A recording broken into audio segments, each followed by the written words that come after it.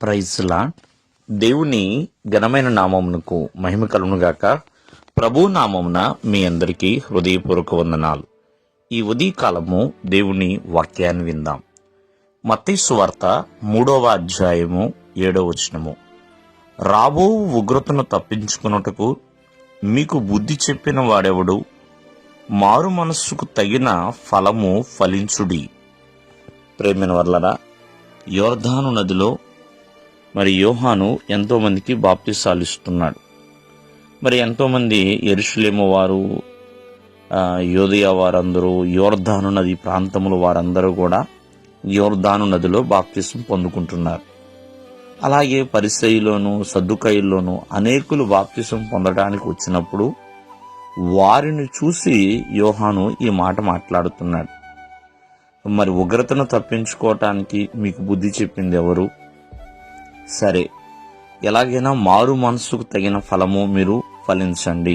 అంటే ఏ పశ్చాత్తాపం అయితే వాళ్ళు కలిగి ఉన్నారో ఆ పశ్చాత్తాపానికి తగిన ఫలము.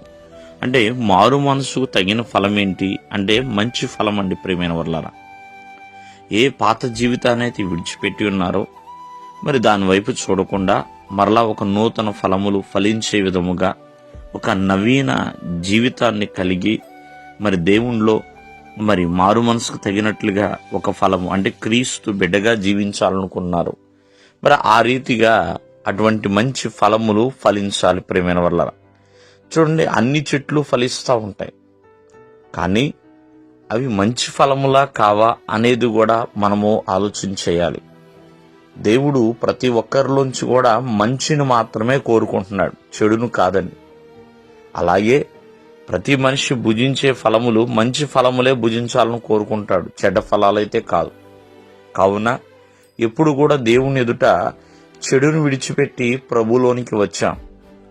మరలా ఆ చెడుని కంటిన్యూ చేసేవారిగా ఉండకూడదని తగిన ఫలము అంటే దేవుని ఎదుట ఏ ఫలమైతే మనలో ఉండాలి అటువంటి తగిన ఫలమును అనుభవించేవారిగా ఉండాలి.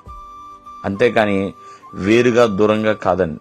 భక్తుడైన పౌలు మరి సౌలుగా ఉన్నప్పుడు ఎన్నో దుర్మార్గాలు, ఎన్నో హాని ఇవన్నీ చేశాడు. కానీ ప్రభువులోకి వచ్చినప్పుడు ప్రభువుకు తగినట్టుగా తను నడుచుకున్నాడండి. అంటే తగిన జీవితాన్ని కలిగి జీవించాడు. ప్రేమైన వల్ల భక్తుడైన యోబు కూడా అంటా ఉంటాడు, ప్రభు వలన నేను ఎన్నో మేలులు పొందుకున్నాను, మరి కీడు దానికి నేను సరిపడిన ఈ శ్రమ వచ్చింది అన్నట్లుగా మేలు పొందుకున్నాను, అలాగే శ్రమ అనుభవించడానికి సరిపోనా? ప్రియమైన వర్లారా, అలాగే దేవునికి తగినట్లుగా జీవించాలి, ఆయన నామానికి తగినట్లుగా జీవించాలి.